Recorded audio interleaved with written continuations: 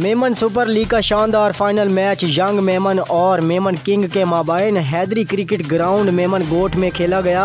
Young Memon के कप्तान ने टॉस जीतकर पहले बैटिंग करने का फैसला किया। मुकर्ररा 12 ओवर्स में 135 रन बनाए। जवाब में मेमन किंग की टीम ने मतलूबा अहदाफ हासिल करने में नाकाम रही और सिर्फ 110 रन बनाने में कामयाब हुई। यंग मेमन की टीम ने फाइनल जीतकर ट्रॉफी अपने नाम की। इस मौका पर मेहमान खुसूसी अबू बकर मेमन साहब अकील पालारी ने खिलाड़ियों में इनामात तकसीम किए। जनाब HD न्यूज़ के साथ असलम पालारी, कराची।